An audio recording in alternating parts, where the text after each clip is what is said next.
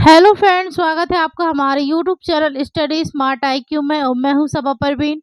और आज हम फिर पढ़ने जा रहे हैं एसएससी एमटीए 2025 के लिए जीके जीएस की क्लास, जिसमें हम डिस्कस कर रहे हैं प्रीवियस ईयर क्वेश्चंस। और ये हमारी क्लास 71 है। इससे पहले हम 70 क्लासेस से कर चुके हैं और आज इस क्लास में हम पढ़ने वाले हैं 14 सितंबर 2023 के शिफ्ट 3 के जीके जीएस की previous year question. So I hope आपको ये वीडियो पसंद आती हो और ऐसे ही वीडियो देखने के लिए हमारे चैनल को लाइक करें, शेयर करें, सब्सक्राइब करें एंड हाइप करें। हाइप करना ना भूलें। ओके, चलिए स्टार्ट करते हैं आज की क्लास। सो फर्स्ट है 1901 में प्रकाशित पुस्तक poverty and un British rule in India के लेखक कौन थे, जो ब्रिटिश शासन के आर्थिक प्रभाव की कड़ी आलोचना करते थे? फिरोज शाह मेहता। ठीक है, फिरोज शाह मेहता, दादा भाई नौरोजी, डब्ल्यू.सी. बनर्जी या बदरुद्दीन तैयब जी। ठीक है, तो 1901 में प्रकाशित पुस्तक poverty and un British rule India के लेखक कौन थे? तो इसके लेखक थे Dadabhai Naoroji. Right answer option B, Dadabhai Naoroji. दादा भाई नौरोजी की बात करें तो इन्हें grand old man of India के नाम से जाना जाता है। ठीक है, grand old man of India के नाम से जाना जाता है। दादा भाई नौरोजी यह आईएनसी यानी कि भारतीय राष्ट्रीय कांग्रेस के पहले पारसी अध्यक्ष थे। ठीक है, पहले पारसी अध्यक्ष थे और इन्होंने 1886 में अध्यक्षता की थी कलकत्ता में। ठीक है, 1886 में कलकत्ता अधिवेशन में इन्होंने अध्यक्षता की थी दादा भाई नौरोजी ने। दादा भाई नौरोजी ने आईएनसी की अध्यक्षता 3 बार की थी। ठीक है, सबसे पहले 1886 में कलकत्ता में, फिर उसके बाद की थी 1893 में लाहौर में और फिर 1906 में कलकत्ता में। ठीक है, 3 बार इन्होंने आईएनसी की अध्यक्षता की थी दादा भाई नौरोजी। दादा भाई नौरोजी यह यूके हाउस ऑफ कॉमन्स में चुने जाने वाले पहले भारतीय सदस्य थे। ठीक है, पहले भारतीय सदस्य थे Dadabhai Naoroji, UK House of Commons में चुने जाने वाले। ओके, फिर अब हम बात करें फिरोज शाह मेहता। तो फिरोज शाह मेहता यह आईएनसी के अध्यक्ष रही है 1890 में कलकत्ता अधिवेशन में। ठीक है, कलकत्ता अधिवेशन में इन्होंने आईएनसी की अध्यक्षता की है फिरोज शाह मेहता। ओके, फिर बात करें डब्ल्यू.सी. बनर्जी। तो डब्ल्यू.सी. बनर्जी यह आईएनसी के पहले अध्यक्ष थे। ठीक है, सबसे पहले अध्यक्ष थे डब्ल्यू.सी. बनर्जी। ठीक है, यानी कि व्योमेश चंद्र बनर्जी। यह आईएनसी के अध्यक्ष कब बने थे? 1885 में बॉम्बे में। ठीक है, ये आईएनसी के पहले अध्यक्ष थे डब्ल्यू.सी. बनर्जी। ओके, फिर बात करें बदरुद्दीन तैयब जी। तो बदरुद्दीन तैयब जी यह आईएनसी के पहले मुस्लिम अध्यक्ष थे। ठीक है, पहले मुस्लिम अध्यक्ष थे और इन्होंने 1887 में मद्रास अधिवेशन में अध्यक्षता की थी। ठीक है, बदरुद्दीन तैयब जी ने। ओके, और यहाँ पे जिनके बारे में बताया ये सारे लोग इंपॉर्टेंट हैं, तो इन्हें नोट जरूर कीजिएगा और अच्छे से याद रखिएगा। ठीक है, चलिए आगे बढ़ते हैं। नेक्स्ट है 1906 में अखिल भारतीय मुस्लिम लीग का गठन कहाँ हुआ था? आगरा, ढाका, लाहौर या दिल्ली? तो 1906 में अखिल भारतीय मुस्लिम लीग का गठन तो ये हुआ था ढाका में। और इसके संस्थापक कौन थे? तो इसके संस्थापक थे नवाब सलीमुल्लाह खान। ठीक है, अखिल भारतीय मुस्लिम लीग के जो संस्थापक थे वो थे नवाब सलीमुल्लाह खान।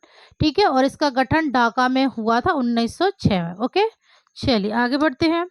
नेक्स्ट है निम्नलिखित में से किस खेल ने truth love and a little malice नामक आत्मकथा लिखी? ठीक है, truth love and a little malice नामक आत्मकथा लिखी थी खुशवंत सिंह, चेतन भगत, प्रतिभा राय या अमृता प्रीतम? तो truth love and a little malice नामक पुस्तक ये लिखी है खुशवंत सिंह ने। Right answer option A, Khushwant Singh. फिर बात करें चेतन भगत की। तो चेतन भगत इनकी है टू स्टेट्स। ठीक है, फिर प्रतिभा राय तो इनकी है शिला पद्म। अमृता प्रीतम की तो इनकी है रसीदी टिकट, ठीक है। रसीदी टिकट के लेखक अमृता प्रीतम, और शीला पद्म के प्रतिभा और टू स्टेट के चेतन भगत। ओके, चलिए आगे बढ़ते हैं। नेक्स्ट है, निम्नलिखित में से किस भारतीय पार्श्व गायिका को 2001 में भारत रत्न से सम्मानित किया गया? के एस चित्रा, गीता दत्त, लता मंगेशकर या आशा भोसले?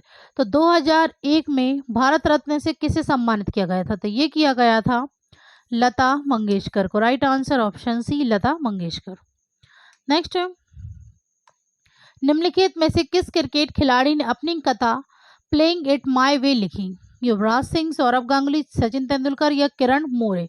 तो प्लेइंग इट माई वे आत्मकथा ये लिखी है सचिन तेंदुलकर ने, ठीक है। Right answer option C, Sachin Tendulkar, ठीक है। फिर बात करें युवराज सिंह की आत्मकथा, तो इनकी है the test of my life, ठीक है। सौरभ गांगुली की तो इनकी है a century is not enough. Okay, चलिए आगे बढ़ते हैं। नेक्स्ट है, इंडिया गेट किस शहर में स्थित है? दिल्ली, अहमदाबाद, लखनऊ या मुंबई? तो इंडिया गेट यह स्थित है दिल्ली में। Right answer option A, Delhi में। और इंडिया गेट के वास्तुकार कौन थे? तो इंडिया गेट के वास्तुकार थे एडविन लुटियंस, ठीक है। एडविन लुटियंस ये इंडिया गेट के वास्तुकार थे। ओके, चलिए नेक्स्ट है, मलयालम कवि वल्लथोल नारायण मेनन और नर्तकी और गुरु कल्याणी कुट्टी अम्मा के प्रयासों ने नृत्य शैली डैश को वापस लाया और उसे नया जीवन दिया? भरतनाट्यम, कुचिपुड़ी, मोहिनीअट्टम या कथकली? तो मलयालम कवि वल्लथोल नारायण मेनन और नर्तकी और गुरु कल्याणी कुट्टी अम्मा के प्रयासों ने नृत्य शैली को वापस ला और उसे नया जीवन दिया। तो ये दिया है मोहिनीअट्टम को, ठीक है। Right answer option C, Mohiniyattam. और ये कहाँ का शास्त्रीय नृत्य है मोहिनीअट्टम? तो ये है केरल का, ठीक है। कथकली ये भी केरल का शास्त्रीय नृत्य है। कुचिपुड़ी ये आंध्र प्रदेश का शास्त्रीय नृत्य है। और भरतनाट्यम तो ये है तमिलनाडु का शास्त्रीय नृत्य है। ओके, चलिए आगे बढ़ते हैं। नेक्स्ट है, 2023 में कोरिया भारत के राजनयिक संबंधों की 50वीं वर्षगांठ मनाने के लिए एक 3 दिवसीय Akhil Bharatiya taekwondo championship dash में आयोजित की गई थी? कोलकाता, बेंगलुरु, मिजोरम या नई दिल्ली? तो एक 3 दिवसीय अखिल भारतीय ताइक्वांडो चैंपियनशिप जो आयोजित की गई थी नई दिल्ली में, ठीक है। राइट आंसर ऑप्शन डी, नई दिल्ली। ओके, नेक्स्ट है, भारतीय रिजर्व बैंक के डैश के तहत बाहरी प्रेषण वित्तीय वर्ष 2023 की पहली तिमाही में तेजी से वापस आए क्योंकि भारतीयों ने अंतर्राष्ट्रीय यात्रा, करीबी रिश्तेदारों के रखरखाव और उपहारों पर खर्च बढ़ाया? उदार प्रेषण योजना, नियमित प्रेषण योजना, तरल प्रेषण योजना या विदेशी प्रेषण योजना? तो भारतीय रिजर्व बैंक के डैश के तहत बाहरी प्रेषण वित्तीय 23 की पहली तिमाही में तेजी से वापस आए क्योंकि भारतीयों ने अंतर्राष्ट्रीय यात्रा, करीबी रिश्तेदारों के रखरखाव और उपहारों पर खर्च किया। तो ये है उदार प्रेषण योजना। राइट आंसर ऑप्शन है, उदार प्रेषण योजना के तहत। ओके, नेक्स्ट है, प्रधानमंत्री मुद्रा योजना गैर कॉर्पोरेट, गैर कृषि, लघु और सूक्ष्म उद्यमों को डैश तक का ऋण प्रदान करती है? 5 लाख, 10 लाख, 2.5 लाख या 1 लाख? तो प्रधानमंत्री मुद्रा योजना गैर कॉर्पोरेटर, गैर कृषि, लघु और सूक्ष्म उद्यमियों को डैश तक का ऋण प्रदान करती है। तो ये ऋण प्रदान करती है 10 लाख तक का, ठीक है। Right answer option B, 10 lakh. Next है, भारत में सबसे अधिक वर्षा का मुख्य कारण क्या है? पश्चिम गारो हिल्स, दक्षिण पश्चिम मानसून, उत्तर पूर्व मानसून या पूर्व खासी हिल्स? तो भारत में सबसे अधिक वर्षा का जो मुख्य कारण है वो है दक्षिण पश्चिम monsoon. Right answer option B. Next है, 1940 के दशक के अंत में कला रूप को पुनर्जीवित करने वाले डैश कलाकारों में केलूचरण महापात्र और रघुनाथ दत्ता शामिल हैं? सत्रिया, ओडिसी, मणिपुरी या छऊ? तो 1940 के दशक के अंत में कला रूप को पुनर्जीवित करने वाले, ठीक है, कलाकारों में केलूचरण महापात्र और रघुनाथ दत्ता शामिल हैं। तो ये कौन सा नृत्य? तो ये है Odissi. Right answer option B, Odissi, ठीक है। ओडिसी ये कहाँ का शास्त्रीय नृत्य है? तो ये है उड़ीसा का ठीक है। सत्रिया ये है असम का, मणिपुरी ये है मणिपुर का, ठीक है। छऊ यह 3 प्रकार का होता है, ठीक है। ठीक है, 3 प्रकार का छऊ होता है और ये अलग अलग जगह पर होता है। पुरुलिया छऊ, मयूरभंज छऊ, सरायकेला छऊ, ठीक है, ये अलग अलग जगहों पर होता है। ओके, नेक्स्ट है गुरु केलुचरण महापात्र पुरस्कार 2022 गुरु निरंजन राउत और गुरु राम हरि दास को डैश नृत्य और संगीत के क्षेत्र में उनके योगदान के लिए प्रदान किया गया था। सत्रिया, कुचिपुड़ी, कथक या ओडिसी। तो इन्हें जो नृत्य और संगीत के क्षेत्र में उनके योगदान के लिए प्रदान किया गया था, ठीक है, गुरु केलुचरण महापात्र पुरस्कार 2022, तो ये किया गया था ओडिसी नृत्य में, ठीक है। Right answer option D, Odissi नृत्य और संगीत के क्षेत्र में। ओके, नेक्स्ट व्यक्तिगत आय के संबंध में प्रयोज्य आय के बारे में निम्नलिखित में से कौन सा सत्य है? ऑप्शन ए, प्रयोज्य आय व्यक्तिगत आय के बराबर होती है। बी, प्रयोज्य आय हमेशा व्यक्तिगत आय से कम होती है। सी, प्रयोज्य आय हमेशा व्यक्तिगत आय से अधिक होती है। डी, प्रयोज्य आय व्यक्तिगत आय से अधिक या कम हो सकती है जो करों और कटौतियों पर निर्भर करता है। तो इनमें से व्यक्तिगत आय के संबंध में प्रयोज्य आय के बारे में कौन सा कथन सत्य है? तो ये है प्रयोज्य आय हमेशा व्यक्तिगत आय से कम होती है। ओके, नेक्स्ट है निम्नलिखित में से कौन सा कैलोरीमेट्री की प्रक्रिया का सबसे अच्छा वर्णन करता है? ऑप्शन ए, संपीड़न शक्ति की मात्रा को मापना। बी, बल की मात्रा को मापना। सी, विद्युत की मात्रा को मापना। और डी, स्थानांतरित ऊष्मा ऊर्जा की मात्रा को मापना। ओके, तो इनमें से कौन सा कैलोरीमेट्री की प्रक्रिया का सबसे अच्छा वर्णन करता है? तो ये है स्थानांतरित ऊष्मा ऊर्जा की मात्रा को मापना। ओके, चलिए नेक्स्ट है भारतीय संविधान का कौन सा अनुच्छेद 6 वर्ष की आयु पूरी होने तक सभी बच्चों के लिए प्रारंभिक बाल्यावस्था देखभाल और शिक्षा का प्रावधान करता है? अनुच्छेद 38, अनुच्छेद 39, अनुच्छेद 45 और अनुच्छेद 40। तो कौन सा अनुच्छेद है जो कि 6 वर्ष की आयु पूरी होने तक सभी बच्चों के लिए प्रारंभिक बाल्यावस्था देखभाल और शिक्षा का प्रावधान करता है? तो ये है अनुच्छेद 45, ठीक है। Right answer option C. Next है निम्नलिखित में से कौन सा संवैधानिक निकाय नहीं है? चुनाव आयोग, वित्त आयोग, संघ लोक सेवा आयोग या नीति आयोग? तो इनमें से जो संवैधानिक निकाय नहीं है वो है नीति आयोग। Right answer option D. Next है विटामिन B1 की कमी से कौन सा पोषण संबंधी विकार होता है जो परिधीय तंत्रिकाओं में समस्या और क्षय का कारण बनता है? जेरोपैथेलिमिया, घातक रक्तलापता, बेरी या रिक्टिस? तो विटामिन बी की कमी से कौन सा पोषण संबंधी विकार होता है? तो ये होता है berry. Right answer option C, berry. Okay, next है नीति आयोग के राष्ट्रीय बहुआयामी गरीबी सूचकांक 2021 के अनुसार निम्नलिखित में से किस राज्य की कुल जनसंख्या का 1% से कम बहुआयामी रूप से गरीब है? महाराष्ट्र, पंजाब, तेलंगाना या केरल?